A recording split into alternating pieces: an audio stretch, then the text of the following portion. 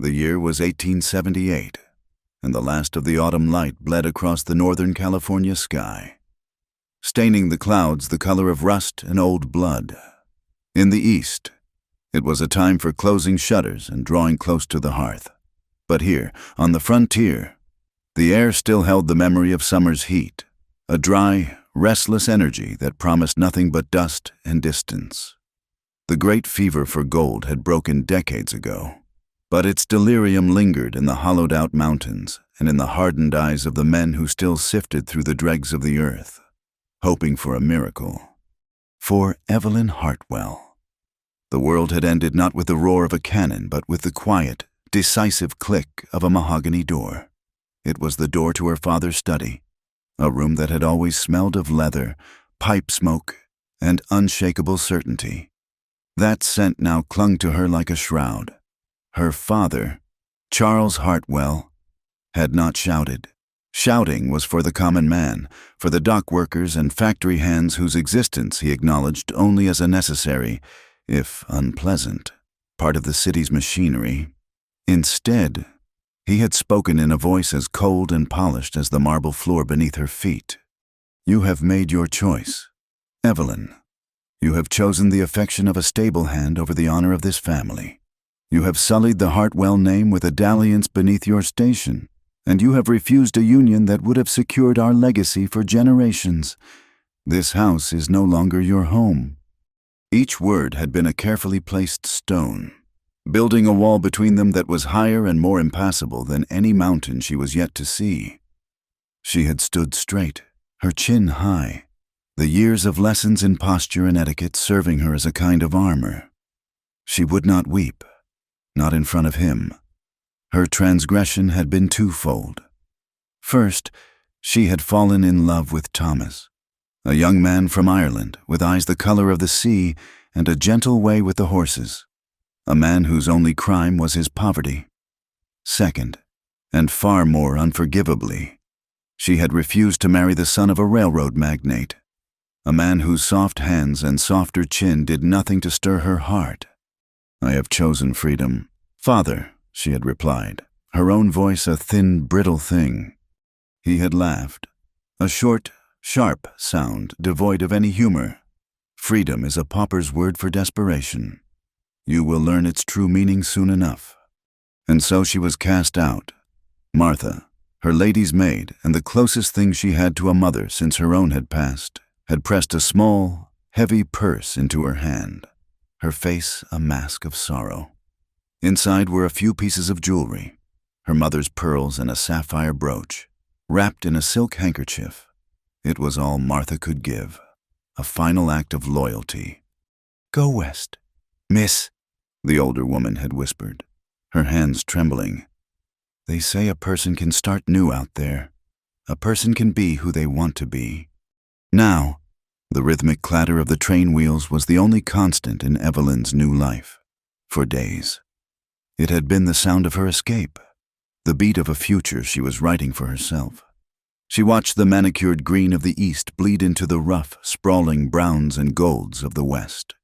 The landscape grew vast and indifferent, a canvas of such enormous scale, it made her own tragedy feel small, almost insignificant. The determination that had burned so brightly in her father's study flickered, threatened by the sheer emptiness of the land. She was a single, disconnected note in a vast and silent symphony. The other passengers, a mix of hopeful families, grizzled prospectors, and businessmen with predatory smiles, mostly left her alone. Her fine wool traveling suit, though now rumpled and tinged with dust, still spoke of a world they did not belong to, and she was grateful for the distance. The change came without warning. One moment, the train was chugging through a rocky pass under a sky of impossible blue. The next, a jarring lurch threw her from her seat, followed by the shriek of tortured metal. Shouts erupted from the cars ahead. The door to their carriage burst open and two men stepped through, their faces hidden behind dirty bandanas, a long-barreled pistol in each of their hands, the air filled with the metallic scent of fear. The robbery was a brutal, efficient piece of theater. The men moved through the car with a practiced economy, their voices low and menacing. They took wallets, watches, and wedding bands. When they reached Evelyn, one of them paused, his eyes lingering on the quality of her dress. He ripped the small reticule from her wrist, finding only a few coins and a book of poetry. His gaze hardened. "The pretty ones always think they can hide it," he growled, his voice muffled by the cloth. His hand shot out, not toward her, but toward the seat beside her, grabbing the small valise that held her few changes of clothes and the last of her dignity. He tore it open, dumping its contents onto the floor. Finding nothing of value, he turned back to her, and his eyes narrowed. With a sudden, swift movement, he grabbed the front of her bodice and ripped it open. The silk handkerchief containing her mother's jewels fell to the floor. He scooped it up without a word, stuffed it into his pocket, and moved on. The violation was more profound than a physical blow. He had taken the last tangible pieces of her old life, the final threads connecting her to her mother, to the woman she had once been. She sat frozen, her torn dress a testament to her new reality, while the train remained unnervingly still. The robbers were gone as quickly as they had appeared, melting back into the vast, indifferent landscape. Hours later, the crippled train limped into the nearest settlement, a place called Red Canyon.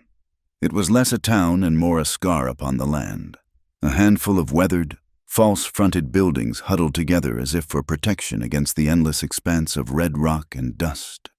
The gold that had given it birth had long since been ripped from the surrounding hills, leaving the town an empty husk, inhabited by ghosts and men who had nowhere else to go.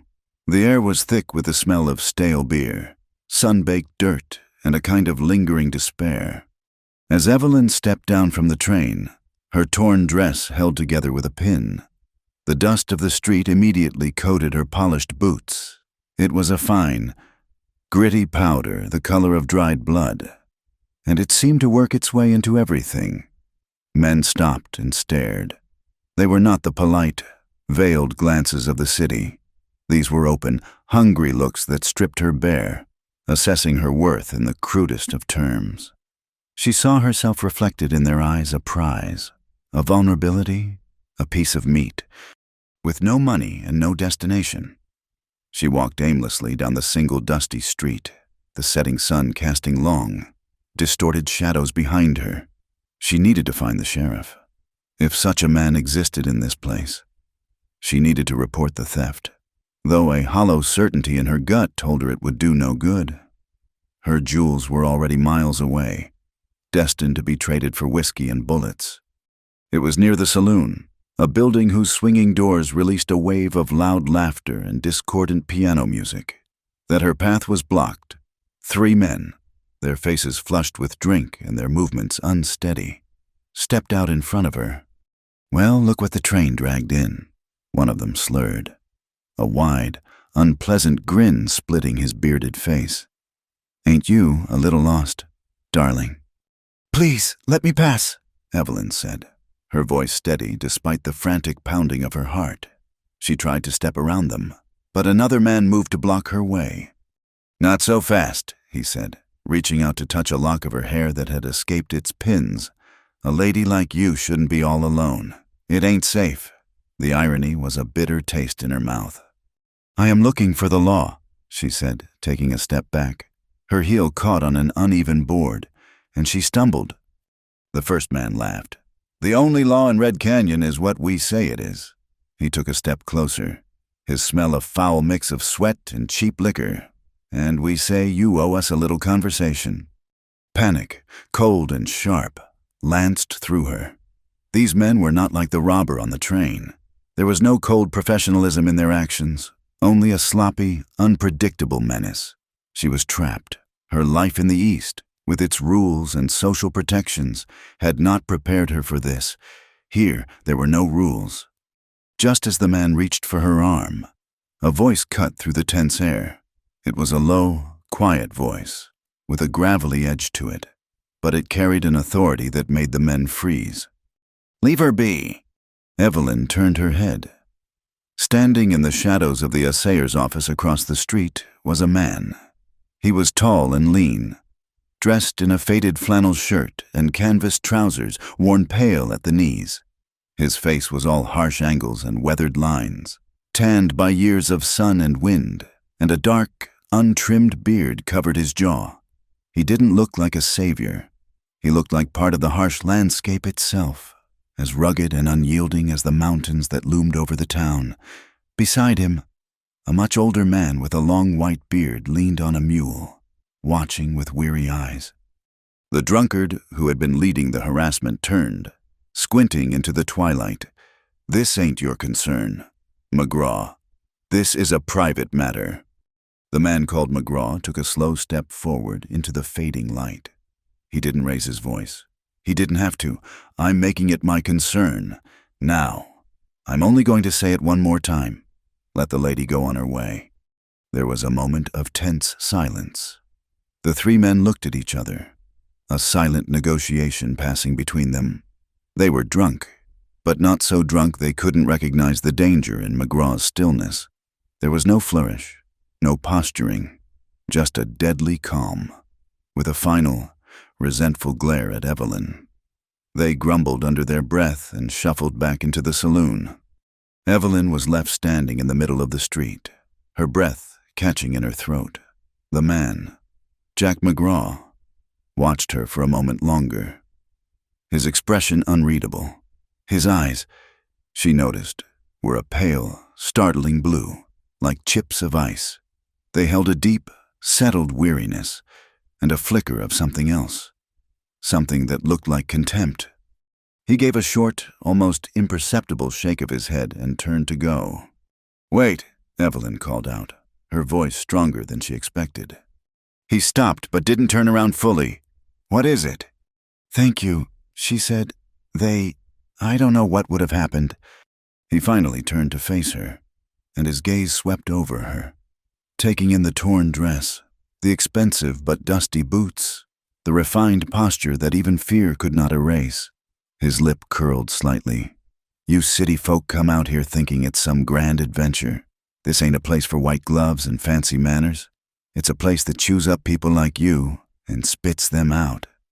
The injustice of his words stung more than the drunkard's insults. He saw her clothes, her bearing, and judged her instantly. He had no idea what she had lost, what she had fled, the Hartwell pride, the very thing that had cost her everything, surged within her. "You know nothing about me," she said, her voice sharp with indignation. "I know your kind," he retorted, his voice flat. "You look down on us, on this land, until you need something from it. Then you expect us to come running." He gestured to the dusty street, the setting sun, the whole unforgiving vista. "Well, I ain't running." He started to turn away again, his dismissal of her complete. Desperation clawed at her throat, choking her pride. She had nothing, no money, no friends, no protector. This rough, solitary man, this Jack McGraw who despised her on sight, was the only person who had shown her a sliver of decency, however begrudging. "Please," she said, the word costing her more than he could ever know. "I have nowhere to go. My money was stolen on the train. I don't know what to do." He stopped again, his back to her. For a long moment, he was silent. The old man, Gus, finally spoke, his voice raspy. "Can't just leave her here. Jack, the wolves will get her." He didn't seem to be speaking only of the four-legged kind. Jack McGraw let out a long, slow breath, a sound of profound reluctance. He turned, and the conflict was plain on his face. He hated what she represented. Yet he could not, it seemed, bring himself to abandon her to the fate this town would surely offer. He looked from her torn dress to his calloused hands, as if weighing two incompatible worlds. The red dust swirled around her ankles, a fine powder settling into the creases of her fine boots, binding her to this place, to this moment, to this man. Her survival now depended on the mercy of a stranger who wished she had never crossed his path. The journey from Red Canyon into the Sierra Nevada foothills was a silent one. Evelyn rode a sway-backed mare that Jack had procured. her worldly possessions now contained in a single burlap sack. The cabin, when they reached it, was even more primitive than she had imagined. It was a small, solid structure of rough-hewn logs, chinked with mud and moss, crouched against the side of a rocky hill as if seeking shelter from the vast, empty sky. A stone chimney leaned wearily at one end, and a single window, covered with greased parchment instead of glass, stared out like a blind eye. Inside, it was one room. A narrow cot was built into one wall. A rough table and 2 stools stood in the center, and a stone fireplace dominated the space. It was the home of a man who needed little and wanted less. For the first few days, a cold, brittle silence defined their existence. Jack made it clear this was not an act of charity. She was a debt to be worked off. Her first task was to cook, in the Hartwell mansion. Meals had appeared as if by magic, served on fine china. Here, she was faced with a sack of flour, a slab of salt pork, and a fire that seemed to have a malevolent will of its own, producing either thick, choking smoke or no heat at all. Her first attempt at biscuits were charred lumps on the outside and raw dough within. Jack took one, bit into it, chewed thoughtfully for a moment, and then tossed it out the open door without a word. The judgment in his silence was more damning than any insult. She learned. Humiliation was a powerful teacher. She learned to bank the coals just so, to mix the dough with a light hand, to judge the doneness of a thing by its smell and its feel. Her hands, once soft and pale, became chapped and reddened, marked by small burns and scratches. She washed their clothes in the icy stream that ran near the cabin, her fingers growing numb as she scrubbed the stubborn red dirt from Jack's canvas trousers.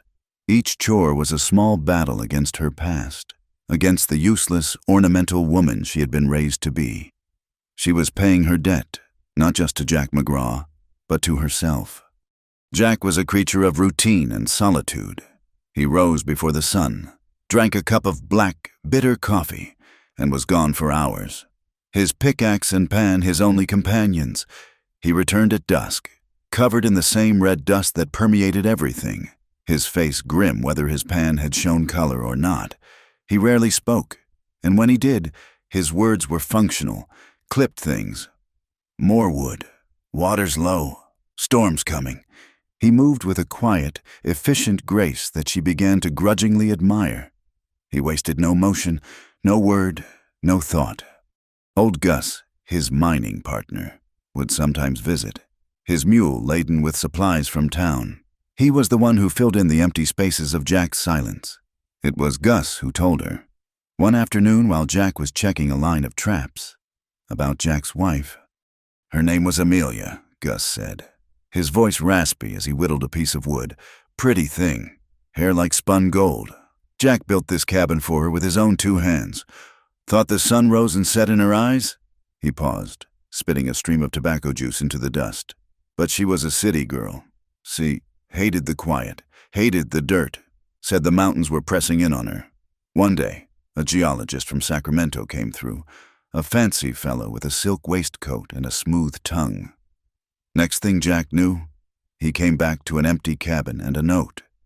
She'd gone with him, said she was made for a softer life. Suddenly, Jack's bitterness was not just a general dislike of her class. It was a specific, festering wound.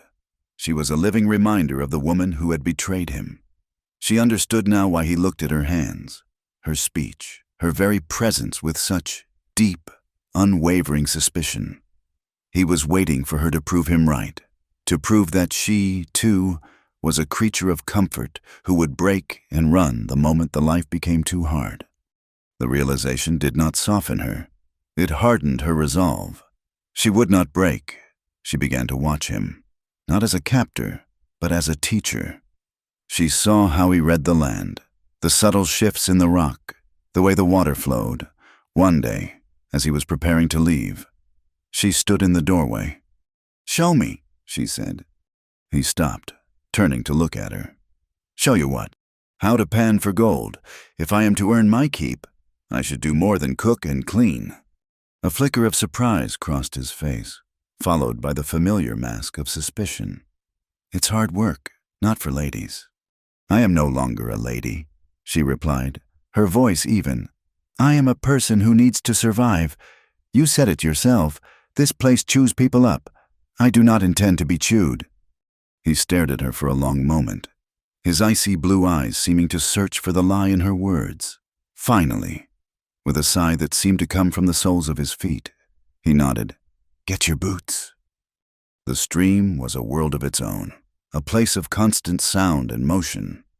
Jack showed her how to scoop the gravel and sand into the shallow metal pan, how to submerge it and swirl it in a careful, rocking motion that allowed the lighter material to wash over the side while the heavier particles, and, hopefully, the gold, settled to the bottom. It was an art, a delicate balance of patience and precision. Her arms ached, and her back screamed in protest. For every 10 pans she washed, he washed 100. He taught her other things, too. He taught her how to handle his rifle, the heavy weight of it unfamiliar in her hands. "You don't shoot to scare," he instructed, his voice low as he stood behind her, adjusting her stance. "You shoot to kill. A snake, a coyote, a man who means you harm. There's no room for hesitation out here." The recoil slammed the stock into her shoulder, but she did not drop the gun. She learned to ride not as a lady, side saddle and demure, but astride the horse like a man. Feeling the powerful muscles move beneath her, a sense of freedom she had never known. The wilderness that had once seemed a terrifying void began to reveal its secrets, its rhythms, its harsh but honest beauty. The arguments they had were not loud, shouting matches. They were quiet, tense debates that often took place over the supper table in the dim light of a tallow lamp. "Honor is something you are born with," she stated one evening, echoing the lessons of her father. "It is in your blood, your name." Jack snorted, pushing a piece of venison around his plate. "Honor is what you do when no one is watching. A man's name is just a sound.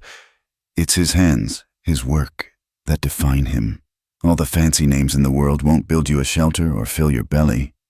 "There is more to life than a full belly," she countered. Her pride stung. "Not when it's empty."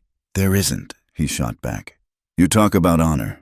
Was it honorable for your people to cast you out with nothing?" The question struck her silent. He was right, of course.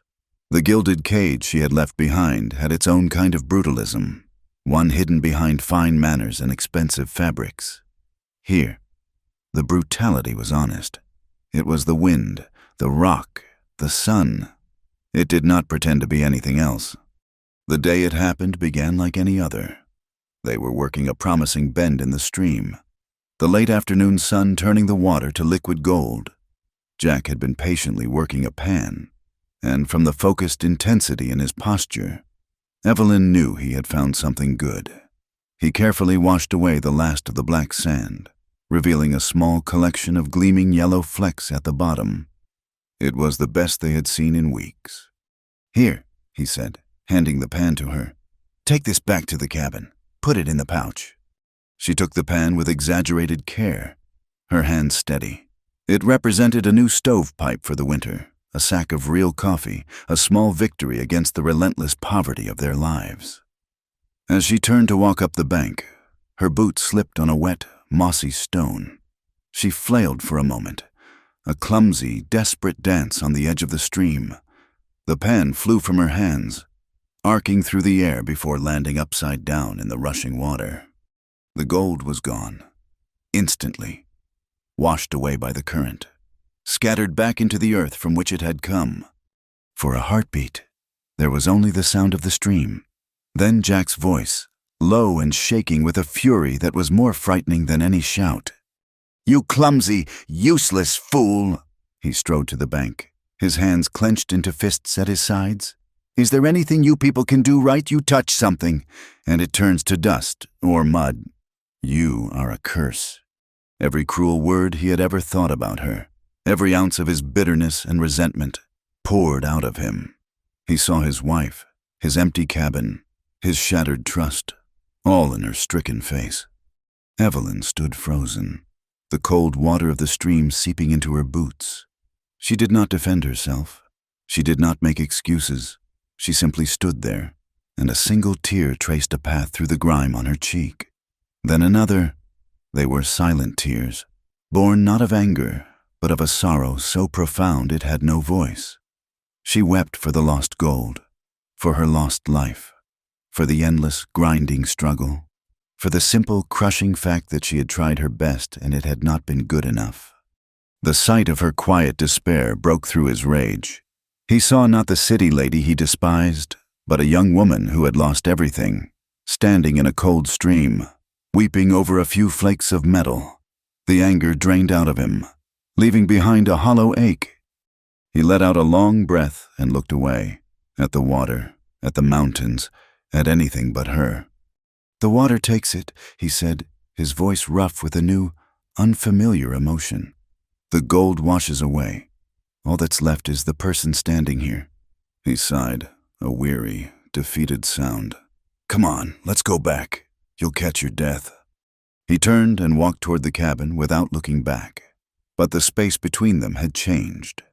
Something had been washed away along with the gold. Something hard and brittle. The change was tested a week later when the sky turned a strange, yellowish gray. The wind picked up, howling down from the peaks, carrying with it a storm of red dust. It was a blinding, scouring force that blotted out the sun and stung the skin. Jack fought to secure the cabin door while Evelyn, without being asked, rushed to shutter the single window, stuffing rags into the cracks. They worked together in the swirling, suffocating gloom, moving in a silent, intuitive rhythm. The storm raged for hours, a relentless assault by a hostile world. When it finally passed, it left a thick blanket of red dust on everything, inside and out. The world was coated in the color of their struggle, a symbol of the harsh earth that could yield both a living and a grave. That evening, as they ate their simple meal, the silence was different. It was no longer a wall between them, but a shared space, a quiet acknowledgement of the storm they had weathered together. The shift began subtly, a change in the tenor of Jack's silence. For a week, he came back from the high ridges not just tired, but with a taut, coiled energy Evelyn had not seen before. He spoke even less than usual, and when he looked at her, his gaze was distant, his thoughts miles away. Deep in the earth, he would crumble pieces of quartz in his palm at the supper table, studying the patterns in the rock as if they were a language only he could read. He was hunting something, and it was more than the day's color in his pan. Then, one evening, he returned long after the sun had set, his clothes caked with mud and his face pale beneath the grime. He placed a leather pouch on the table. It landed with a heavy, substantial thud. He untied the drawstring and poured the contents into his metal pan. It was not the fine, scattered dust they usually collected. This was coarse, heavy gold, some of it still clinging to bits of white quartz, a half-dozen nuggets the size of corn kernels. Evelyn gasped. It was more than they had collected in all the months she had been there. "There is a vein," Jack said, his voice a low, reverent whisper. "Up in the old coyote den, behind the waterfall. A mother lode. I have never seen anything like it." For a moment, a wild, fierce joy lit up the small cabin. This was it, the strike every prospector dreamed of. It meant an end to the salt pork and hard biscuits, an end to the gnawing uncertainty. It meant a future, but as quickly as the joy came, it was tempered by the grim set of Jack's jaw. "The claim is on the edge of my staked land," he said, his voice losing its wonder and taking on a hard, practical edge. "It is close to the territory the Crimson Company has been surveying." The name fell into the room like a stone. The Crimson Company was the shadow that loomed over the entire region. They were a San Francisco syndicate with deep pockets and shallow morals. They had bought up most of the promising claims, diverted waterways, and driven smaller miners out with lawyers or, when that failed, with hired guns. They did not play fair because they did not have to. The confirmation of his fears arrived 2 days later. They were not drunkards from the Red Canyon Saloon. These were two men dressed in dark, practical suits, their faces clean-shaven and their eyes cold. They rode up to the cabin as if they owned the land it sat on. One man, tall and thin with a face like a hawk, remained in his saddle. The other dismounted, a portly man with a gold watch chain stretched across his vest. "McGraw," the portly man said, his voice smooth and oiled. It was not a question. "My name is Harrison. I represent the Crimson Mining Company." Jack stepped out of the cabin, positioning himself in front of the door. He held a wood axe in one hand, its weight resting casually against his leg. "I know who you are." Harrison smiled, a brief, predatory flash of teeth. "Then you know we are practical men. We are prepared to offer you a fair price for your claim. A generous price.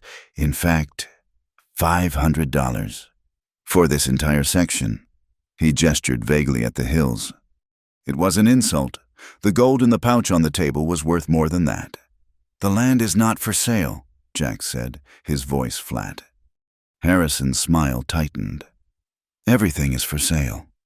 McGraw, it is just a matter of finding the right price. Perhaps you do not understand your position. This is a big country. A man can get lost out here. Accidents happen, cave-ins, rock slides. It would be a shame for your luck to run out just when it was getting good." The threat was as clear as the mountain air. Jack's knuckles whitened on the handle of the axe. "I have filed my claim according to the law. This is my land." "The law?" Harrison chuckled, as if at a private joke. "The law's a long way from here. Think about our offer. We will be back in a week." He climbed back onto his horse, and the two men rode away, leaving a cloud of red dust and a heavy silence in their wake. That night, the reality of their situation settled in. They were two people against a faceless corporation with seemingly limitless resources. Jack was quiet, his anger a dangerous, simmering thing. Evelyn, however, felt a different kind of fire ignite within her. Her father, in his own way, had been a man like Harrison. He had used power and influence like weapons, bending the world to his will. She had defied him, and she would defy this new tyrant as well. "They mentioned the law," she said into the quiet of the cabin. "They think it is on their side, or that it is too far away to matter. We must make it matter." Jack looked at her, his expression a mixture of doubt and weariness. "What can you do? This will be settled with men and guns, not words on paper. Words on paper are what create claims and titles." She insisted. "In my father's library, there were books on property law, on contracts, on mineral rights. I used to read them. It was a hobby. It was an understatement. She had devoured them, fascinated by the intricate architecture of rules that govern society. It was a knowledge she had thought useless in this new life. For the next few days, a new partnership formed. Jack would describe the lay of the land, the markers he had set for his claim, the position of the new vein. Evelyn, with a piece of charcoal and sheets of butcher paper Gus brought from town, began to draw a map. Her hands, now calloused from work, moved with a forgotten delicacy and precision. The lines were clean, the lettering elegant. She was creating a document, something tangible and official-looking. Gus, on his next trip, brought back what she had requested, a dusty, leather-bound copy of the California mining laws. She spent her evenings hunched over the book at the table, the flickering light of the oil lamp illuminating the dense, complex text. She was no longer just cooking and cleaning. She was a strategist, a scholar, her mind a weapon as vital as Jack's rifle. He would watch her, a strange expression on his face, as she read aloud sections on riparian rights and load claims. He did not understand all the words, but he understood the fierce concentration in her eyes. He was seeing a part of her he had never known existed. Their world shrank to the small circle of lamplight in the cabin, the physical space between them. Once a carefully maintained distance began to close. He would lean over her shoulder to look at the map she was drawing, his arm brushing against hers. A jolt, sharp and unexpected, would pass through her at the contact. One evening, as she was explaining a nuance of the law, she gestured with her hand and it came to rest on his as it lay on the table. His hand was rough, warm, and strong. He did not pull away. For a long moment, they simply sat there, the quiet of the cabin filled with the unspoken thing that was growing between them. But for Evelyn, the growing intimacy was laced with a cold thread of fear. The more he looked at her with something other than suspicion, the more terrified she became. He was beginning to trust her, to see her as a partner, but he was trusting a woman who did not truly exist. He saw Evelyn, the hard-working survivor. He did not see Evelyn Hartwell, the cast-off daughter of a railroad baron, the very sort of person whose soft hands and softer life he so despised. She was a lie, a carefully constructed version of herself. One night, as he spoke of his plans to build a real sluice box, his voice filled with a cautious optimism she had never heard before. She felt a wave of guilt so strong it almost choked her. He was building a dream, and he was letting her into it. "If you knew who I once was," she thought, the words a silent scream in her mind, "you would see me as all the women you despise. You would see Amelia." They needed to go to the county seat in Auburn to file the improved claim map and a legal petition she had drafted. Asserting their rights, the trip was necessary, but it filled Evelyn with a deep unease. Towns meant people. People meant the risk of being recognized. In Auburn, Jack went to the land recorder's office while Evelyn, with a few dollars saved from the gold dust, went to the general store to purchase supplies they desperately needed. The store was a cavern of wonders. Shelves stacked high with bolts of cloth, sacks of flour and sugar, tools, and patent medicines. It smelled of coffee, leather, and civilization. As she was examining a set of sturdy tin plates, a voice behind her spoke her name. Miss Evelyn. The voice was tentative, familiar, and utterly impossible. Evelyn froze, her heart hammering against her ribs. She turned slowly. Standing there, her face older and lined with worry, but her eyes the same kind, brown pools of loyalty, was Martha, her former lady's maid. For a moment, neither of them spoke. The store, the town, the entire world seemed to fall away. Then Martha rushed forward, her hands grasping Evelyn's. "Oh, Miss Evelyn, it is you I heard, after you left. We all heard such terrible things, that you had gone west. I prayed for you every night." Tears welled in Evelyn's eyes. To see a friendly face, a piece of her old life, was an overwhelming relief. "Martha, what are you doing here?" "My husband, Mr. Gable, he owns this store," Martha said, a touch of pride in her voice. "We came out 2 years ago. His brother had a claim here." She looked at Evelyn, her eyes taking in the rough spun dress, the worn boots, the calloused hands. "Oh, my dear girl, what has become of you?" Evelyn gave a shaky laugh. "I have become a miner, I suppose." They spoke in hushed, urgent tones in a small stockroom behind the main counter. Evelyn gave Martha a heavily edited version of her story, leaving Jack out of it as much as possible. Then she asked the question she had been too afraid to even form in her own mind. "My father, the family, are they well?" Martha's face fell. The kindness in her eyes was replaced by a deep, pained sadness. "Oh, miss, I am so sorry to be the one to tell you. There has been trouble, bad investments, the railroad stock. It is all gone. Your father, he has lost everything. The house on the square has been sold. They say they are ruined." The words struck Evelyn with the force of a physical blow. The world she had been cast out of, the world of wealth and power she both resented and defined herself against, no longer existed. Her father, the man of unshakable certainty, was broken. The family name she had supposedly sullied was now worthless. She was not just an outcast anymore. She was the survivor of a shipwreck, and the island she had washed up on was the only home she had left. There was nothing to go back to. The last thread connecting her to her past had just been severed. She was truly, irrevocably, on her own. The ride back from Auburn was steeped in a strange and unfamiliar silence. The news of her family's ruin had settled into Evelyn's bones, a cold, heavy truth that had fundamentally altered the landscape of her soul. She was no longer a castaway waiting for a distant, hypothetical rescue. The ship she had been thrown from had sunk, taking with it the entire world she had known. There was no going back. The red dust of the foothills, the hard plains of Jack's face, the simple, brutal reality of the cabin, this was not a chapter in her life. This was the entire book. A quiet resolve hardened within her. She had been fighting for survival. Now she was fighting for a home. Jack sensed the change in her. She was quieter, but her gaze was more direct, her movements more certain. He saw a new steel in the line of her jaw.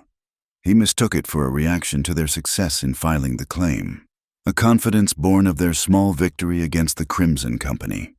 He did not know that her spirit had just been untethered from its last anchor to the past, leaving her fiercely, terrifyingly free. They arrived at the cabin as twilight began to purple the sky. The week of Harrison's ultimatum was over. An unnatural stillness hung in the air, the kind that precedes a storm. Jack's hand rested on the rifle in his scabbard as he dismounted. They had not even reached the door when the riders appeared over the ridge. It was Harrison, and this time he had 4 men with him, rough-looking men with pistols strapped to their hips, their faces grim and unsmiling. They were not here to talk. "Your time is up, McGraw," Harrison called out, his voice carrying an oily satisfaction. He reined in his horse a dozen yards from the cabin. "I have a deed of sale here that just needs your signature. Sign it, take your $500, and you can ride out of here with your life.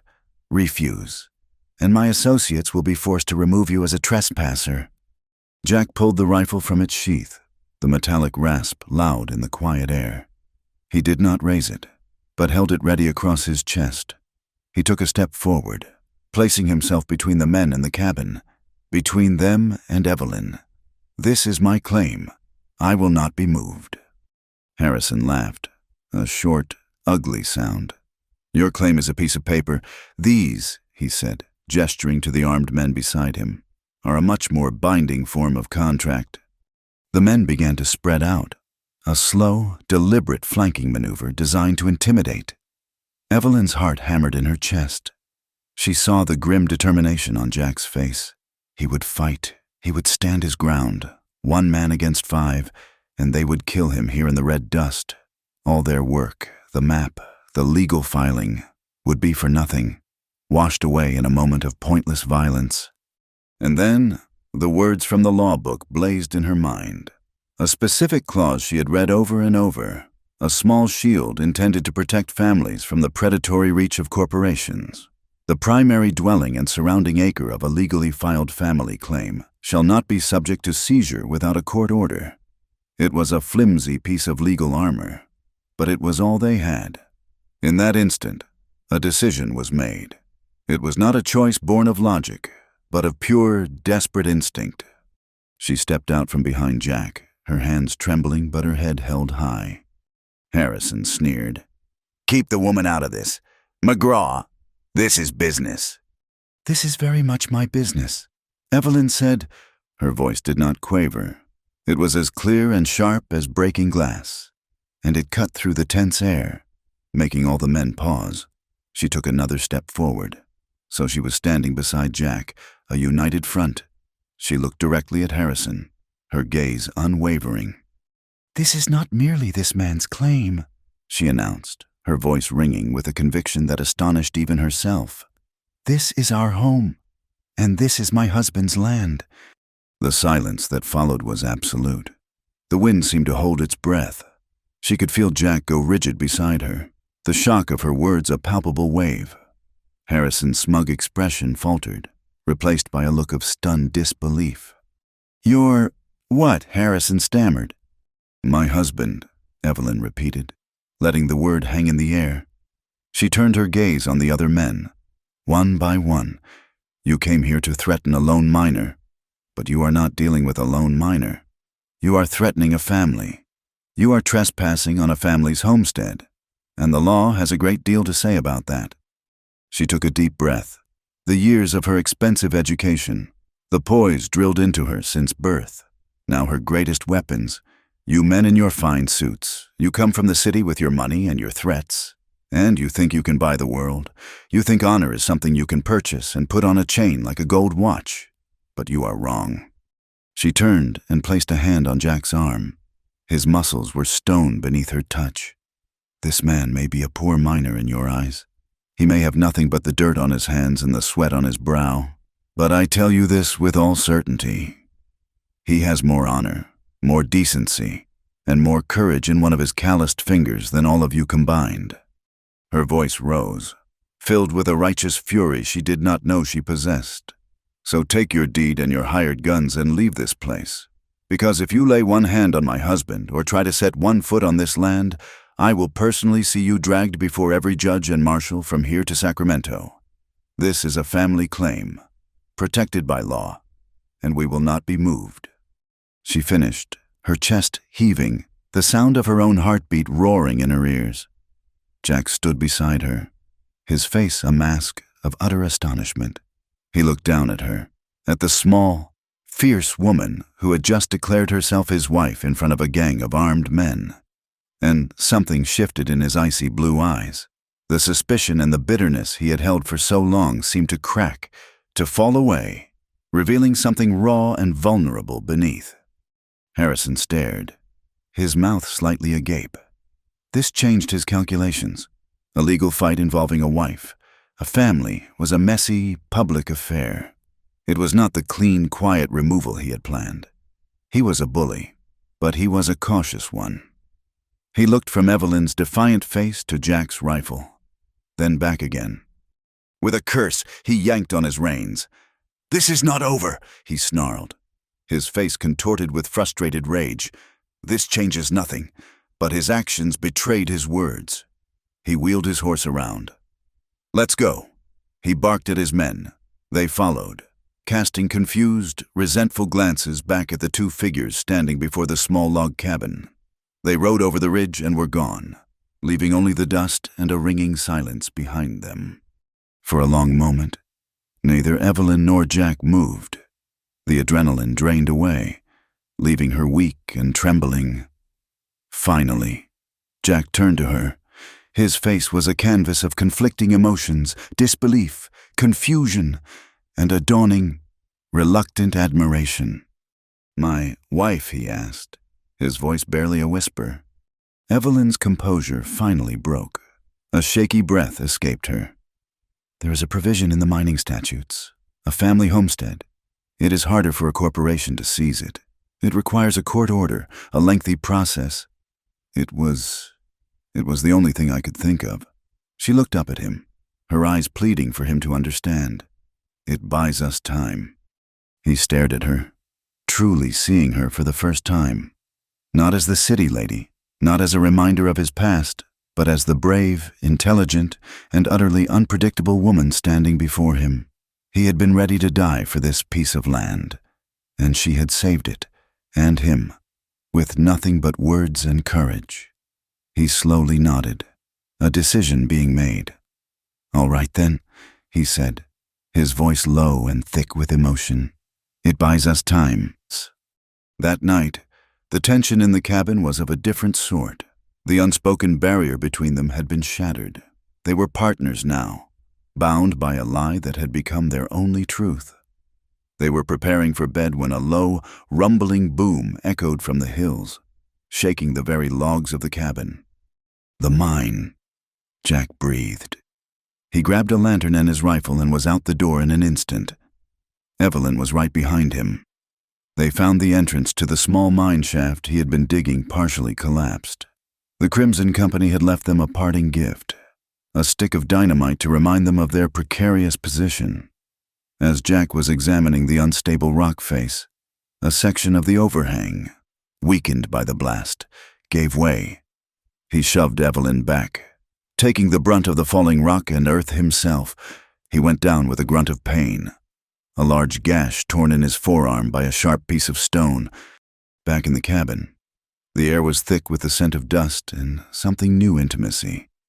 She made him sit at the table while she fetched their small medical kit in the warm, flickering lamplight.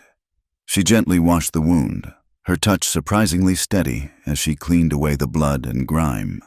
He sat perfectly still, watching her, his gaze intense. The world outside, with its threats and its dangers, seemed to fade away. There was only the circle of light, the sting of the antiseptic, the soft sound of her breathing. When she was done wrapping a clean bandage around his arm, she looked up and found his eyes on her. "You were really something today," he said, his voice quiet, standing there, spitting fire at them. A slow, unaccustomed smile touched his lips, like some kind of queen. He reached up with his good hand and gently brushed a stray lock of hair from her cheek. His rough fingers were surprisingly gentle against her skin. "My queen of the West," he murmured, the words a soft jest, but they were laden with a weight of sincerity that made her heart ache. It was not a joke. It was a coronation. In that moment, in that dusty cabin, cast aside by her world, she had found a kingdom. The next day, while she was outside, Jack took one of the first nuggets they had found together, a small, smooth piece of gold full of shared meaning. He heated it in the small forges he used for sharpening his tools until it glowed. Then, with patient, steady blows from his hammer, he began to shape it on his anvil. He was not a jeweler, and the work was crude, but when he was finished, he held a simple, unadorned band of pure, raw gold. He found her by the stream, watching the water flow. He held out his hand. The ring lay in his calloused palm, glowing warmly in the afternoon sun. "If you are going to be my wife," he said, his voice rough, "you ought to have a proper ring." It was not a declaration of love, not a proposal spoken on bended knee. It was a pact, a symbol of their alliance, of their shared fight against the world. But as she took the simple, heavy band and slipped it onto her finger, it felt more real, more true than any diamond she had ever seen. It was a ring forged not of wealth, but of courage and survival. It was the crown of her new kingdom. The days that followed were a fragile truce with happiness. A new rhythm established itself, built around the lie that had become their shield. They worked the mine together, Jack breaking the quartz from the earth, Evelyn helping him haul it to the stream.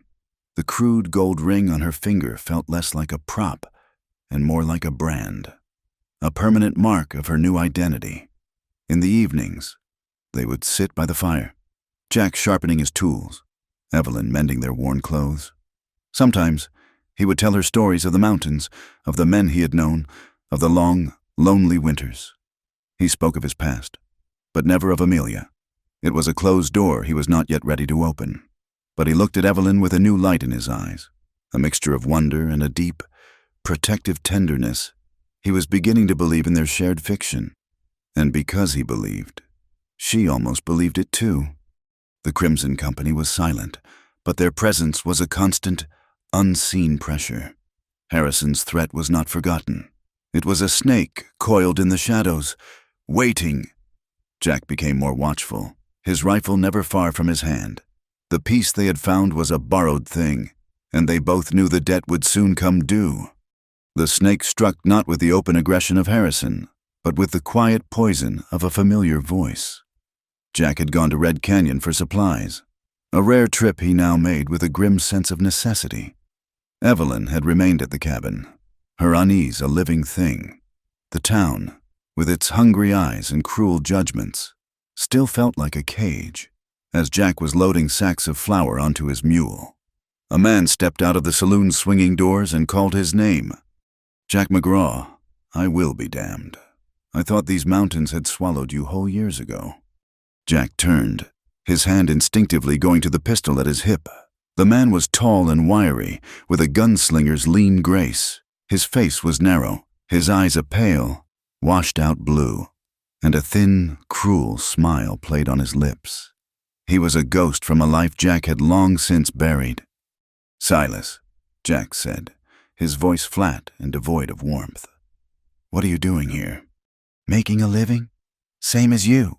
Silas Kane replied, his eyes taking in the patched elbows of Jack's shirt, the worn handle of his pickaxe, though it looks like I have had a bit more luck at it. He gestured to his own clothes. A tailored black coat and a clean shirt.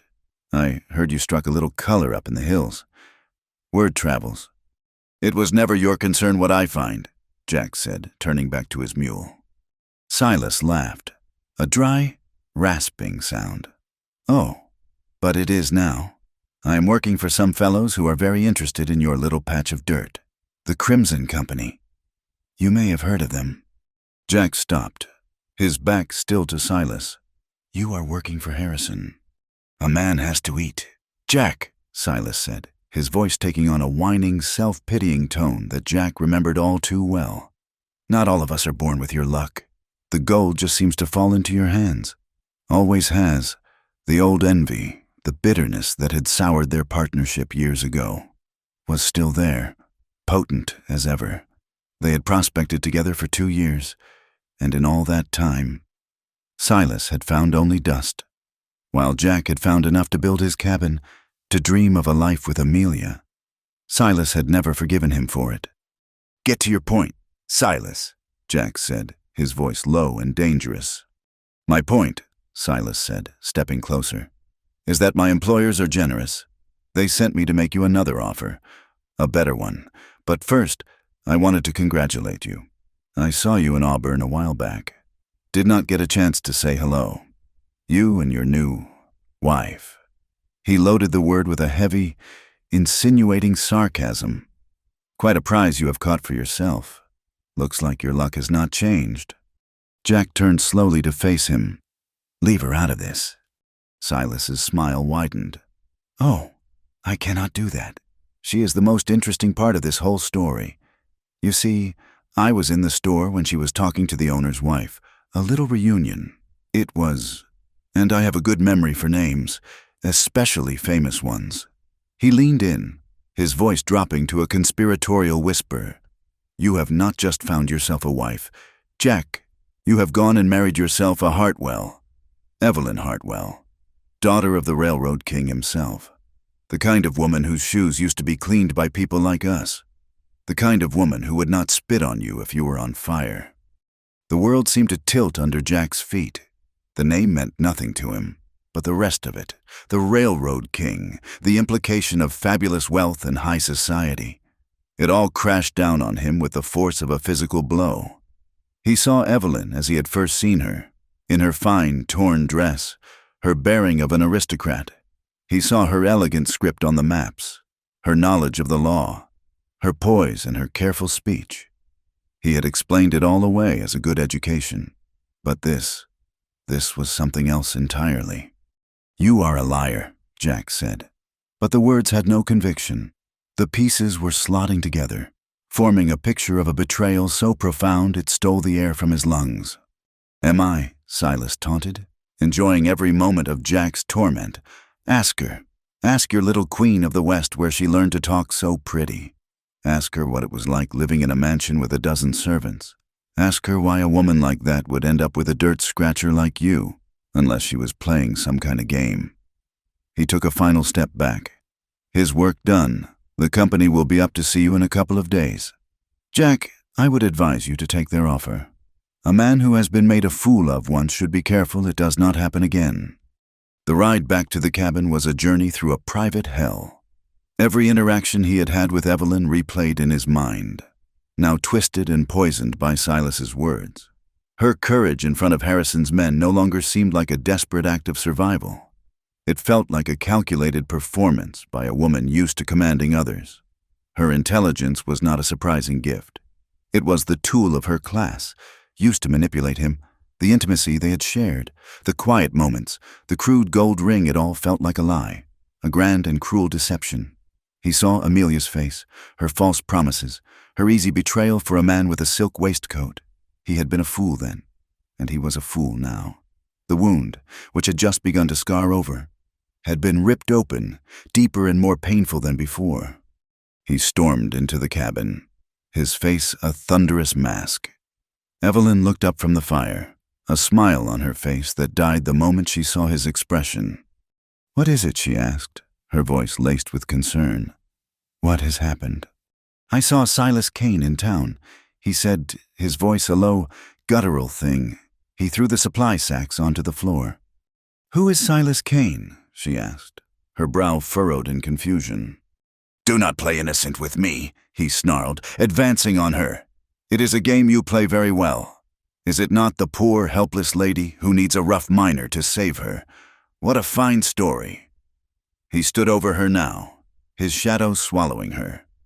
"Tell me, Evelyn Hartwell, was it amusing for you slumming it in a log cabin? Playing house with one of the common folk?" She flinched as if he had struck her. The name, her old name, sounded like an accusation from his lips. "Jack, I can explain." "Explain what?" he shouted, the rage finally breaking free. "Explain that you are the daughter of a railroad magnate, that you come from a world where people like me are less than the dirt under your polished boots. Did you and your rich friends place a wager on how long you could fool the lonely prospector?" "No, it was not like that," she pleaded, rising to her feet. "My family, they cast me out. I have nothing. That life is over." "I do not believe you," he said, his voice dropping to a cold, dead whisper that was more terrifying than his rage. The trust in his eyes was gone, replaced by an old, familiar bitterness. It was the look of a man who had decided to believe the worst because the truth was too painful to bear. "Amelia taught me what a woman's promises are worth. I was a fool to forget. You are all the same. You use a man. You take what you want, and then you leave." Her own pride, forged in the hardship of the last few months, rose to meet his anger. "If that is what you think of me," she said, her voice shaking but firm, "then there is nothing left to say?" She looked at the ring on her finger, the symbol of their fragile alliance, now a mockery.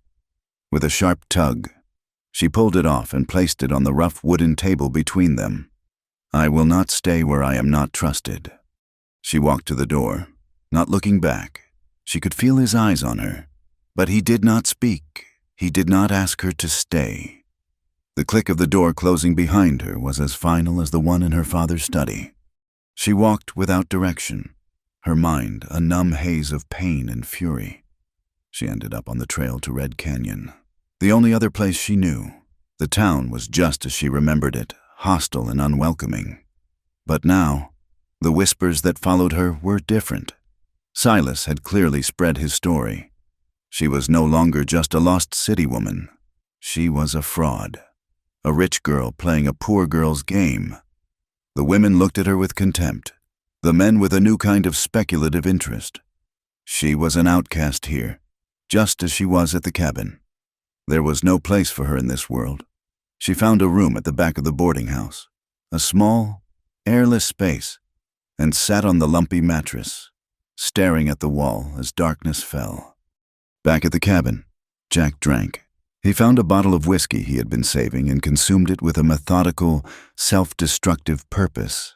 Each swallow was meant to burn away her face, her voice, her touch, but it only made her memory sharper. He saw her weeping by the stream, her courage in the face of Harrison's men, the fierce concentration on her face as she read the law book. The whiskey did not bring oblivion. It brought clarity. He had been a brute. He had not let her speak. He had judged her, condemned her, and pushed her away, all based on the word of a man he knew to be a jealous liar. The thought was a shard of glass in his gut. It was long after midnight when he smelled the smoke. At first, he thought it was the lamp, but the smell was too acrid, too strong. He stumbled to the door and threw it open. The night was on fire. Flames were licking up the side of the cabin, greedy orange tongues consuming the dry logs. A wave of heat hit him, sobering him instantly. He looked towards the hills and saw another, larger blaze. The mine! They had fired the mine! In that instant, he knew. This was Silas. This was the Crimson Company. They had waited. They had waited until she was gone, until he was alone, drunk and broken. They were not just trying to drive him off the land. They were trying to erase him from it. his claim, his home, his life. He grabbed a bucket, his mind racing. The water in the rain barrel. He could try to fight it, but it was too late. The fire was too hot, too fast. He had to get out. As he backed away from the inferno that had been his home, a movement near the corral caught his eye. A figure, silhouetted against the flames, was struggling with the latch on the gate, trying to free the terrified horses. It was Evelyn. She had come back. She had walked away from him, from his cruelty and his accusations, and she had come back. Not for him, perhaps. Maybe just for the animals, for the simple decency of it. But she was here. She was here, and the fire was spreading, cutting off her escape. His own pain, his pride, his wounded heart had all burned away in the face of that terrible, beautiful sight. Nothing else mattered. Not the gold, not the land, not the betrayal, real or imagined. Only her. Evelyn, he roared, his voice raw with terror and a desperate, agonizing love he had not allowed himself to name. He ran, not away from the fire, but towards it, towards her. He plunged into the wall of smoke and heat, the world reduced to a single, desperate purpose to pull her from the heart of the inferno that was consuming their past and forging, in its brutal crucible, a terrifying and uncertain future. The world returned as a symphony of pain. Jack McGraw's first sensation was of a fire inside his own skin, a searing torment that seemed to radiate from his back and shoulder. His second was the acrid ghost of smoke in his nostrils, a smell so thick it felt like a coating in his throat. He tried to move, but a white-hot agony lanced through him, and a groan escaped his lips. "Easy now. Do not try to move." The voice was a soft balm on the raw edges of his consciousness. It was her voice. Evelyn. He forced his eyes open. The world was a blurry, indistinct place. He was not in the cabin. He was in a small, rough shelter, little more than a lean-to built against a rock wall. Sunlight streamed through the gaps in the hastily assembled roof. He was lying on a pallet of pine boughs and blankets, and she was there, kneeling beside him, her face smudged with soot, dark circles of exhaustion under her eyes. She held a damp cloth, and as she dabbed his forehead, her touch was impossibly gentle. Memory returned in a flash of orange and black. The fire, the collapsing timbers of the mine, the roar of the flames consuming the cabin, and her, the sight of her by the corral, a silhouette against the inferno. He had run towards her, shouting her name. A falling beam, glowing with embers, had caught him across the back. The rest was darkness. "You came back," he rasped, his throat raw. A flicker of some unreadable emotion crossed her face. "Of course I came back. I saw the glow from the trail. I thought—" She stopped, her voice catching. "I thought you were inside." The irony was a bitter pill. He had run into the fire to save her, while she had been running towards it to save what she could of their life. His foolish, prideful rage had almost cost them everything. He had pushed her away, and she had returned to face the flames he had accused her of lighting. The shame was a heavier weight than the pain in his body. He tried to speak again, to apologize, but the effort was too much. The world dissolved into a gray fog, and he fell back into the waiting darkness. For days, his life was a broken thing, measured in moments of hazy consciousness. He was aware of Evelyn moving around him, her presence a constant, reassuring warmth. She changed his bandages, a task that must have been gruesome, as the burns on his back were severe. He felt the cool rim of a tin cup at his lips as she gave him water. Then a thin, savory broth. Sometimes, old Gus was there, his grizzled face a mask of worry. Their voices would drift over him, fragments of a world he was no longer a part of. "Silas Kane, that good-for-nothing sidewinder," Gus muttered one day. "He is strutting around Red Canyon like he owns the place, telling everyone you were a claim jumper and she was some high-society grifter." "Let him talk," Evelyn's voice replied, sharp and clear. "A man who has to build himself up with lies is already standing on hollow ground." Another time, Jack awoke to find her sitting by his side, studying the legal papers they had filed in Auburn. Her face was grim in the firelight, but her jaw was set with a stubborn determination that he was beginning to recognize as her most defining feature. She was not weeping. She was not defeated. She was planning. It was more than a week before the fever broke and the world resolved into a sharp, clear picture again. He woke one morning to the sound of voices, not the hushed tones of the sick room, but a low, angry murmur. It was coming from outside, with a monumental effort. He pushed himself up onto one elbow. The pain was still a beast, but it was a chained beast now, no longer all-consuming. Through the opening of the lean-to, he could see them. A crowd. Perhaps a dozen men from Red Canyon and the surrounding claims had gathered in the clearing where the cabin had once stood.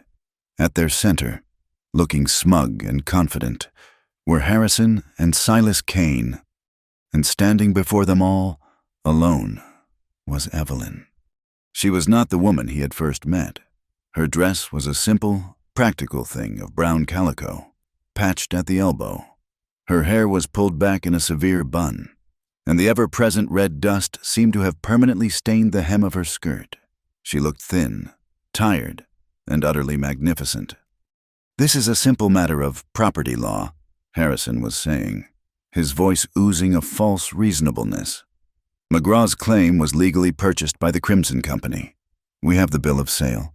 He refused to leave, and in a drunken accident, he burned his own cabin down. We are simply here to take possession of what is rightfully ours." A murmur of agreement went through some of the men. They were miners. Men who understood the simple logic of a bill of sale. "The only thing simple here, Mr. Harrison, is your greed." Evelyn's voice rang out, silencing the crowd. Jack watched, mesmerized.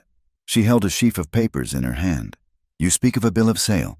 Was it signed before or after your hired man, Silas Kane, set fire to our home and attempted to murder my husband?" Silas took a threatening step forward. "You watch your mouth, you lying." "I will not." Evelyn cut him off, her voice like the crack of a whip. She turned to the assembled miners. "You all know this man," she said, pointing a finger at Silas. "You know his reputation, and you know Jack McGraw. You know him to be a hard worker, a man who keeps to himself, a man who has never cheated another in his life. Who are you more inclined to believe?" She did not wait for an answer. She held up the papers in her hand. "This is not about what Silas Kane says, or what Mr. Harrison claims. This is about the law. When my husband and I traveled to Auburn, we filed this a legally surveyed map of our claim and a petition of homestead under the family protection statutes. This document," she said, her voice rising, "proves that this land is a registered family dwelling. It cannot be sold without the consent of both parties, and it cannot be seized without a court order, which you do not have." She had done it. While he lay helpless, she had taken their flimsy shield and prepared to use it as a sword. Harrison's face was turning a blotchy red. "This is a ridiculous fabrication. They are not married. She is an impostor, a Hartwell from the East, playing you all for fools." The name hung in the air, an accusation meant to poison the well. A few of the miners shifted uncomfortably, looking at Evelyn with renewed suspicion. This was the moment her past would either destroy her or become the source of her strength. She looked out at the sea of hardened, doubtful faces. She did not flinch. "Yes," she said, her voice clear and strong. "My name was once Evelyn Hartwell. I was born into a wealthy family in the East, a family that valued money and status above all else, a family that cast me out because I would not sell myself into a loveless marriage." She took a step forward, her eyes sweeping over the crowd, meeting their gazes one by one. "I came to this land with nothing. I have shoveled dirt, washed clothes in a cold stream, and faced starvation. I have learned the difference between the wealth you wear and the worth you earn. The Crimson Company, the world I came from, they believe that money gives them the right to take whatever they want. They believe that men like you, Men who work the earth with your own two hands exist only to be crushed under their heel. I know this to be true, because I was raised to believe it myself. The miners were silent now, listening intently. This was a language they understood. "They burned our home," she continued, her voice thick with a controlled passion. "They left my husband for dead. They did this because they believe they are above the law, above decency. They believe you are weak, but they are wrong. The law, the real law, was written to protect us, to protect the family against the corporation, to protect the homesteader against the syndicate. All it requires is for us to stand together and demand that it be honored." The sun was beginning to set, casting long shadows across the clearing. The light caught in her hair, turning it to a fiery halo. She stood in the ruins of their home, her dress singed, her face smudged with soot, a warrior queen on a battlefield of her own making. Jack watched from the shadows of the lean-to, his heart a painful, swelling thing in his chest. This was the woman he had accused of being a liar, a fraud. This was the woman whose honor he had questioned, and she was fighting for his life, for their life, with a courage he had never witnessed in any man. She turned then, and her eyes, for the first time, seemed to find him in the shadows. She was speaking to the crowd, but her final words were for him alone. Her voice softened, but lost none of its power. It was filled with a fierce, unwavering conviction. "A long time ago," she said, a small, sad smile touching her lips. "In what feels like another lifetime, Jack McGraw called me his Queen of the West." She looked away from him then, back at the townspeople, her expression radiant with a strength that seemed to flow from the very earth beneath her feet. "So now I will rule, not with the power of money or a family name, but with the only thing that has any real value in this world, with faith. Faith in the law, faith in the decency of good people, and faith in the man I am proud to call my husband." A new kind of murmur went through the crowd. It was not suspicion. It was not doubt. It was the slow, dawning rumble of respect. An old, grizzled miner near the front spat a stream of tobacco juice into the dirt at Harrison's feet. "She is right," the miner said. "We have let you company men push us around for too long. This is their land. You have got no business here." Another man nodded. "Burning a man out. That is not how we do things." One by one, they turned their backs on Harrison and Silas. It was not a violent act, but it was a total, crushing rejection. The community, which had once scorned her, had closed its ranks around her. She had not joined them. She had called them to join her, to stand for something better than themselves. Harrison stood, his face a mask of apoplectic fury. He had lost. He had been defeated not by guns, but by a woman's words and a community's conscience. With a final, venomous glare at Evelyn, he mounted his horse. Silas, seeing his power evaporate, scrambled onto his own horse, and the two of them rode away, swallowed by the twilight.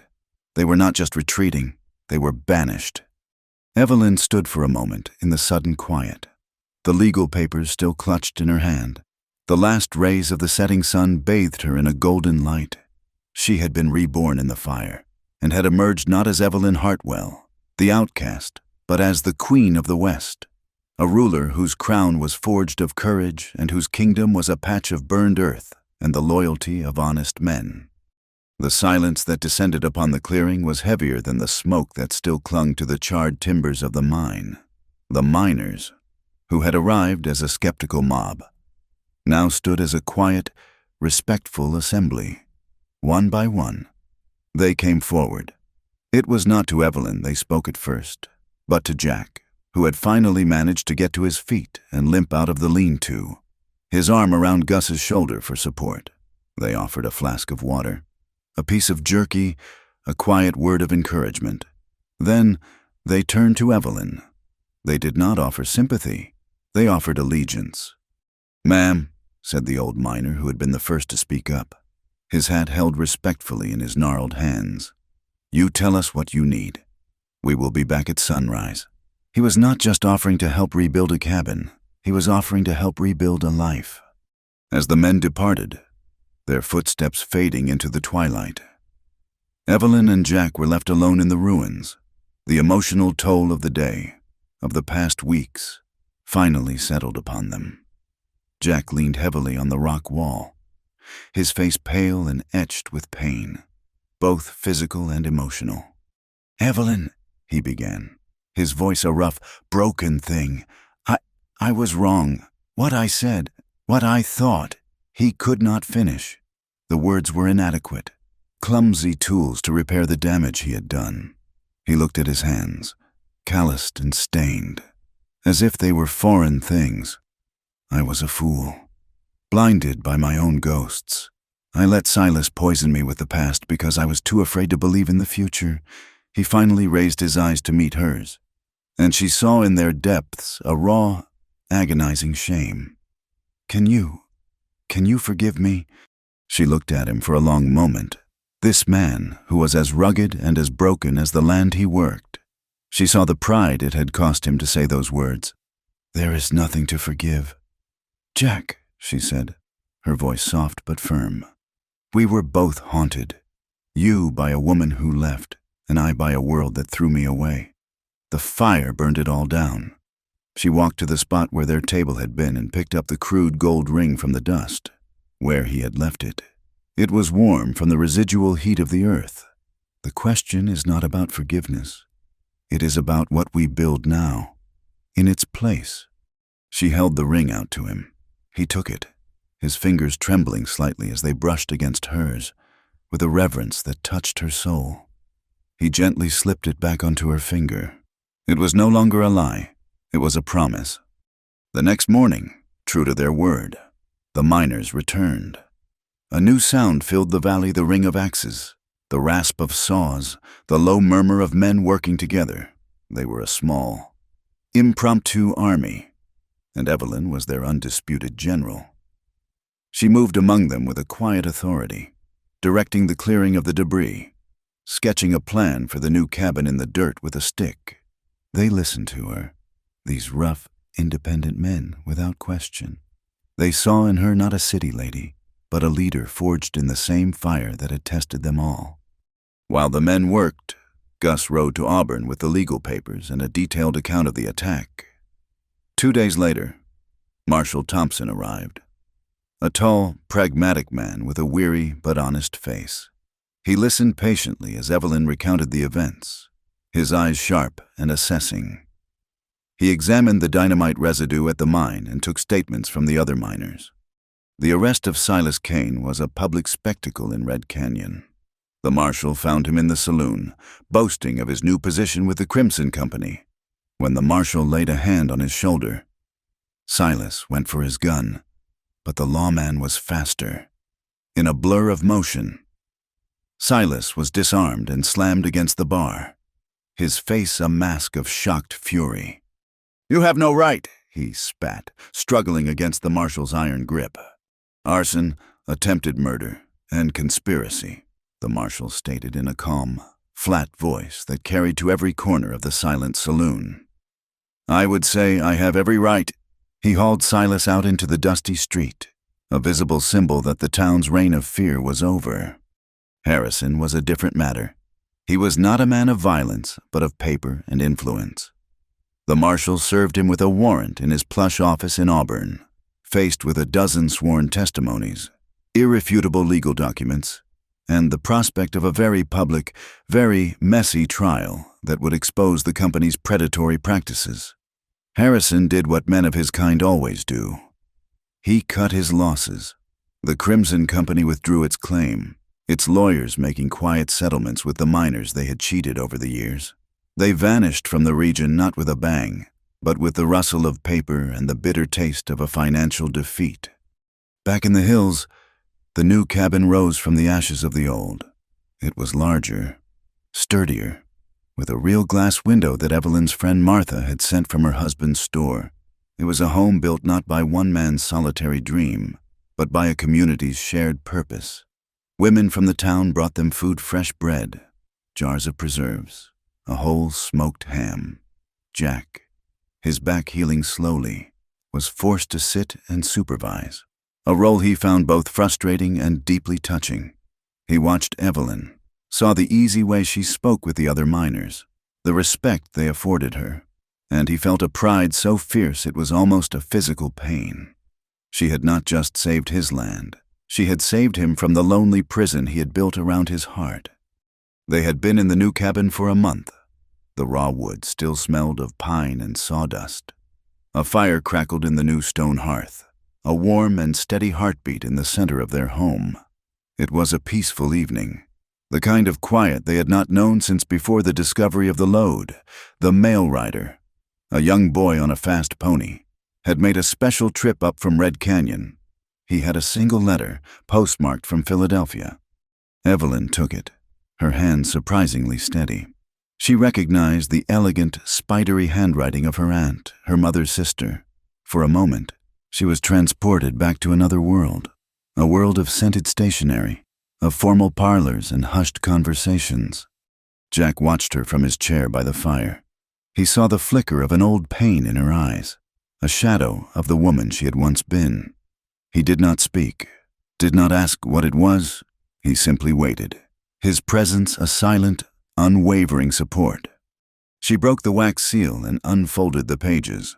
Her aunt's words were a carefully constructed tapestry of guilt and veiled commands. The family was in dire straits. Her father's health was failing. They were disgraced, their name a synonym for failure. But there was a way out. An old business associate, a wealthy widower, had expressed an interest. A marriage could still be arranged. A union that would restore the Hartwell name and fortune. It was her duty, her obligation. They begged her to come home. Home. The word was a strange, hollow thing on the page. She read the letter twice, the words of her past life trying to wrap their ghostly fingers around her. They offered her a gilded cage in exchange for her soul, the very deal she had run from all those months ago. They spoke of duty, but meant servitude. They spoke of family, but meant finance. They did not ask if she was well, if she was happy. They did not even seem to consider that she might have built a life of her own. To them, she was still just a commodity, a piece on their chessboard to be sacrificed to save the king. She looked up from the letter and her gaze met Jack's. He had not moved. He was simply watching her, his face calm, his eyes full of a quiet, unconditional trust. He had seen the worst of her past, had recoiled from it, and had still run into the fire to save her. He trusted her to make her own choice. Slowly, deliberately, she folded the letter. She rose from her chair and walked to the fireplace. The flames danced, casting a warm, living light on her face. For a moment, she held the paper over the fire, feeling its heat, a final test of her resolve. Then, she let it go. The paper curled instantly, the elegant script turning brown, then black, before erupting into a brief, bright flame. She watched it burn, watched the carefully chosen words of her aunt, the last vestiges of her father's world, turn to nothing. "I was not cast aside," she said, her voice soft but filled with the unshakable certainty of a mountain. She was speaking to Jack, to the fire, to the memory of the woman she had been. "I was chosen. I was chosen by this land, by this life." The last of the letter turned to a fragile, black ash. A draft from the chimney caught it, and it lifted, weightless, breaking apart as it rose. The tiny black specks floated up into the flue, disappearing into the vast, star-filled sky of the west. Her past had not been erased. It had been released. It dissolved into the wind, a part of the story, but no longer the part that mattered. She turned back to Jack, her face illuminated by the fire, and for the first time in her life, she was truly and completely home. A year can be an eternity in the West. It is long enough for a scar on the land to heal, for a raw wound to become a faded line on the skin. It is long enough for a field of ashes to sprout new life. The seasons had turned a full circle, and the valley that had held only a solitary cabin and a lonely man was now the heart of a burgeoning community. The air, once heavy with solitude, now carried the distant ring of a blacksmith's hammer and the faint, sweet smell of sawdust and baking bread. Red Canyon was no longer the desperate, dying town Evelyn had first encountered. The defeat of the Crimson Company had been a cleansing fire, burning away the despair that had choked the life from the place. With the news that Queen's Claim, as the miners had insisted on renaming Jack and Evelyn's lode, was being worked fairly and its profits shared through fair wages and investments in the town. A new kind of prospector had arrived. These were not the transient, desperate men of the first gold fever, but families, men and women looking not for a quick fortune to be squandered, but for a place to build a life. A new general store, owned by Martha and her husband, stood bright and proud. There was a small schoolhouse now, where Evelyn spent 2 afternoons a week teaching the children to read and write. Their bright, eager faces a testament to a future the town had not dared to dream of a year ago. Jack McGraw no longer went to the hills with a pickaxe and a pan. The burns on his back had healed into a network of silvery scars, a permanent map of the night that had changed everything. He had found all the gold he would ever need, not in the rock, but in the life it had given him. With the first profits from the mine, which he now managed with a committee of the other miners, he had built a sturdy way station at the mouth of the valley. It was a trading post and a supply depot, a place where prospectors could get a fair price for their dust, buy the tools they needed, and receive a hot meal and an honest piece of advice. He had become the anchor of the community, a quiet, steady presence who understood both the hardness of the land and the value of a helping hand. The loneliness had been burned out of him, replaced by a deep, settled contentment that softened the harsh lines of his face and warmed the icy blue of his eyes. He and Evelyn lived in the cabin the community had built for them. It was a home now, filled with the small comforts they had earned. There were curtains on the glass window, a braided rug on the floor, and a shelf of books that Martha had sent. Their life was simple, measured by the rising and setting of the sun, the rhythm of the seasons. The lie they had once told had been transformed into a truth more profound than any legal document. They had never spoken of a formal wedding, of a preacher or a ceremony. There was no need.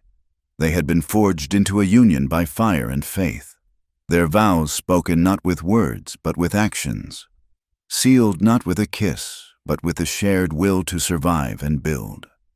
The late afternoon sun of a perfect autumn day was slanting across the valley, painting the hills in shades of gold and deep, warm ochre. Jack stood on the porch of the supply post, watching Evelyn as she walked up the trail towards him. She was returning from the schoolhouse, a small wicker basket swinging in her hand. A group of children trailed behind her for a part of the way, their laughter echoing in the clear, crisp air. He watched the way the light caught in her hair, the easy, confident grace of her stride. She was no longer a woman fighting for a place in the world. She was a woman who was the very center of it. She smiled as she drew near, a genuine, unburdened smile that made his heart ache with a quiet joy. "Old Man Hemlock's boy managed to spell Prospector today," she said, her eyes bright with amusement. "He was so proud. I thought he might burst." "He has a good teacher," Jack said, his voice low. He took the basket from her, its weight familiar and comforting. "Let us walk home. The light is good." They walked not along the main trail, but up a small, winding path that led to an overlook. It was their spot, a place they often came at the end of the day to watch the sun set. From here, they could see everything, the neat, prosperous line of buildings that was the new Red Canyon, the ribbon of the stream glittering in the valley below, and the dark, timbered entrance to Queen's Claim. They could see the roof of their own cabin, a thin curl of smoke rising from its chimney into the still air. They had built this, not just with their hands, but with their courage. They stood in comfortable silence for a while, the silence of two people who no longer needed words to understand each other. The sun was a great, molten ball on the horizon, and the sky was a breathtaking canvas of orange, pink, and violet. Jack finally broke the silence, his voice a soft rumble. He looked at her, at the woman standing beside him, her face bathed in the warm, golden light of the setting sun. "I was thinking about the first time I saw you," he said, "standing in the street in Red Canyon. You looked like a lost bird with a broken wing, so fine and so fragile. I thought this land would break you." Evelyn turned to him, a soft, reminiscent smile on her lips. "I thought it would, too," she admitted. He reached out and took her hand, his calloused fingers lacing through hers. "You were cast aside by gold and by power," he said, his voice thick with an old wonder. "Your father's world, it threw you away because you were not the right kind of treasure.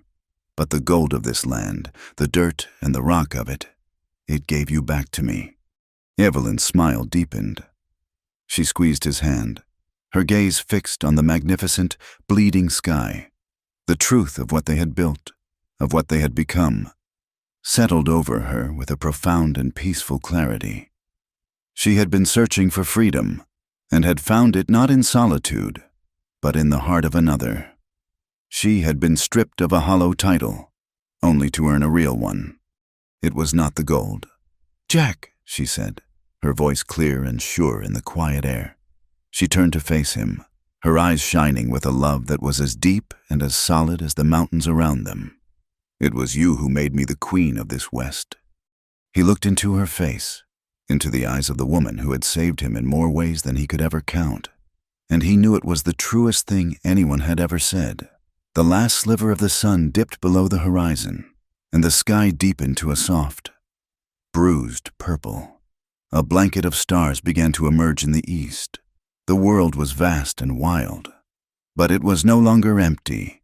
Here, in the heart of the great, unforgiving desert, love and justice had put down roots and begun to grow. A new and beautiful life in a new and beautiful land. Thank you for listening to our story. We would love for you to comment with where you are listening from to connect with each other.